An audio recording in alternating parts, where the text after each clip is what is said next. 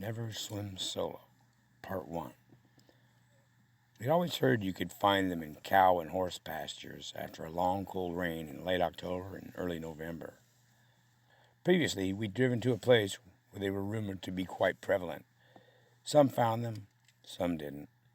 Living well outside the limits of a mid-sized town in the Mid-Willamette Valley in the state of Oregon, we knew a few pastures containing cows, but mainly horses. In fact, there was one just a short 15-minute walk from my house. My high school friend and next-door neighbor had told me so. It bordered a small county-run park with nothing between it and this field, but 3 thin strands of barbed wire. He was the instigator, if you will, but I was a very willing partner. We decided to go at dusk since morning we're usually busy when you hold horses, and the low light would hide us in the shin-high green grass. Our timing was perfect as we slowly approached the field from the park side, scanning all the outbuildings for any sign of moving. Seeing none, we approached and breached the fence in moments. Thank God it wasn't electrified. Once in the field, we began low crawling, scanning the grass in the growing darkness, just as what photographers call the golden hour, where the colors all seemed surreal and glowing. My friend called out he had found some. Having only been there for a few minutes, I seriously doubted him. He was quite a joker when he felt the mood. But before I could call his bluff, I had stumbled/crawled right into the middle of my own patch. It was strange, really. Once I saw one, I saw another, then another, and so on and on. There were literally hundreds in this small section of horsefield where we never really expected to find any. I called to him and advised to him that I too had found some. Then I pulled the large baggie I had brought and began gently filling it with fully mature Liberty Cap mushrooms, which were rumored to contain psilocybin, a powerful hallucinogen. When we picked as much as we could carry, we crawled out of the field and made our way back to his house, specifically his bedroom. Once there, he pulled some long sheets of aluminum foil from beneath his bed, and I commented that most guys keep their skin mags under there. Not amused, he began laying out the mushrooms in a single layer, filling up each sheet, then placing them under his bed once again. I refrained from another crappy joke this time, but barely. He told me there was a heating register under the bed, and they would dry in a matter of a couple of days. Since he said he'd done this before, I didn't question it. We'd hung out for a while. Then I walked across the empty acre lot that separated our homes. A few days later, he called me to come over, and the shrooms were ready. I pulled on my coat and ran across the empty lot once more, rang his bell, and he answered the door in seconds. He told me his parents weren't there, so we didn't have to be too sneaky. We hiked up the stairs to his bedroom once again, where he pulled the foil from under his bed, while telling me to keep the punchlines to myself, which I did, barely. When I looked, the mushrooms had darkened and were raisin-like in appearance. From the closet where he stashed it earlier, he produced a blender, an ordinary blender you'd use to make a drink. He plugged it in and poured a handful of the mushrooms in, put it on the lid, and hit the power. In a few minutes, they had been cut into uniform particles like pepper. After he had ground up all the mushrooms, we put on some gloves and he measured out doses on his grain scale. These we stuffed into gel capsules for later consumption. Considering all the mushrooms we picked, there did not seem to be a lot of capsules, but there was plenty to get the two of us high several times. Part 2. After we'd used the caps we'd made, we went back to the field and found just as many mushrooms as the first time. These, however, were bigger and darker than before, and as before, we dried them. But Blake had run out of capsules, so he just put powder in a baggie for the coming weekend when my parents would be out of town. After my parents had left, I called Blake and told him to come on over at any time. Within minutes, he was ringing my doorbell frantically. I answered, and seeing it was him, let him in and into the kitchen. After some debate, we decided, since he had no more gel caps, to use canned chili and just stir in the dried mushrooms. We heated 2 bowls of chili in the microwave, and when it was hot, we added the measured doses of dried mushrooms, went to the table, and began to eat the steaming concoctions. About 1/3 of the way through my bowl, I started getting that familiar rubbery leg feeling, and thought to myself that it must be my imagination because it had been less than 5 minutes since we started eating.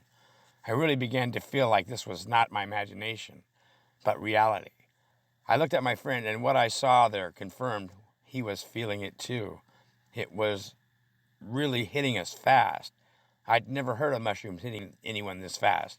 In a few minutes, we decided this was real and stopped eating the laced chili and waited to see how high we'd end up getting. If we assumed correctly, as we did, it would be very high. While my parents were gone and I hadn't cleaned up after myself, and figured I'd do it while waiting for the mushrooms to take effect. Since it had happened so quickly, I needed to do it right away while I still could. It was not easy to concentrate, but I was managing to make some progress when I heard a crash and a flash of light coming from Blake was sitting at the end of the couch. He had shoved the table lamp onto the floor. When I asked him why, he said he was trying to help, and for unknown reasons, he thought that was helping. He was getting very high also, and this is how he was going to be. I had to send him home earlier than we'd planned. The lamp was fine except for the bulb, but that was just luck. He had to go, and I told him so. He understood and was fine with it. He got up and left immediately. He later told me he had had a bad trip and ended up telling his devoutly Christian parents what he had done. Part 3. Meanwhile, I'd finally gotten the house cleaned up. At least I thought so. It was hard to tell when everything seemed to try and melt whenever I looked at things too long. And that was when things really began to get bad. Awful. The worst. I tried to comfort myself by putting on some music. I had decided to play my newest Pink Floyd album, Animals. To my horror, it seemed the music had come straight from hell. It seemed so evil, it was really starting to spook me. But when the dogs began to howl, that was it for me. I felt they were after me somehow. I imagined this music had somehow conjured some evil, intent on getting my soul. I couldn't shake the feeling. I tried to play something a bit lighter and more mainstream, but all seemed directly linked to Satan somehow. Even the old Beach Boys album seemed tainted. I knew I had to get my mind right or this could get much worse. Frantically, I searched my bedroom for something to distract me. I love photography and owned a 35mm SLR and tried to use it, but the controls seemed foreign to me and I couldn't operate it. By now I was seeing dark images in the corner of my vision. Even with all the lights burning, it was literally a nightmare come true. I went to the bathroom feeling a bit ill, but the large mirror seemed a portal to hell. So I turned, slammed the door, retreated to my bedroom, and locked the door. Standing there, panic-stricken, with my back to the bedroom door, my heart beating so hard I felt it in my ears. Once again, I scanned my room for anything to redirect my thoughts. Then there on the nightstand, I saw a hardback novel I'd been reading. It was a good book, if I remember right. I hurriedly ran to it, picked it up, and opened it up to the bookmark, and tried to read. I was horrified again, as I could not read a word. Each individual letter seemed to pinwheel in place, making it impossible to tell which letter was which. Horrified, my mind was telling me this was evil's plan to overtake my poor unsuspecting soul. As this thought passed through my brain, my eyes picked up an old forgotten cardboard box sitting innocently there on the upper shelf. In it were a couple of dozen old comic books and Mad magazine from when I was 8 or 9 years old. I greedily snatched the box from the shelf and dug out the old Beetle Bailey comic book about a soldier who was a lot like a lazy version of Gomer Pyle. I pulled back the cover like a man possessed, and in a sense I was. It was working. I'd read this rag so many times, along with large, silly-looking drawings, the old storylines fell right into place. Literally, before I knew it, I went from desperate teenager to laughing at the antics of Beetle Bailey, trying not to laugh too loud. It seemed crazy in an empty house to laugh at a child's magazine. Gone were the shadows and evil, and in its place was a feeling of what utopia must feel like.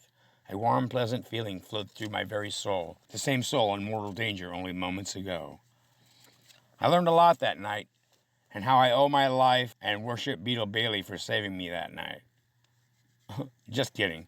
I learned about myself mainly, but in spite of what happened to me, as horrible as it was, I got something wonderful out of it. A new sense of what really matters in the overall scheme of things. How my actions really can affect others, positively or negatively. I do not recommend doing this type of thing alone. As I was lucky, my instincts saved me, but others may not be so lucky or able to rationalize even that much. The Animals album still gives me trouble to this day, and I'm an avid Pink Floyd fan. Pink Floyd fan. Say that 3 times fast. But try to see the beauty around you and create beauty in your own way, either by art or kindness, but always be influencing your surroundings in a positive way. May peace infest your lives.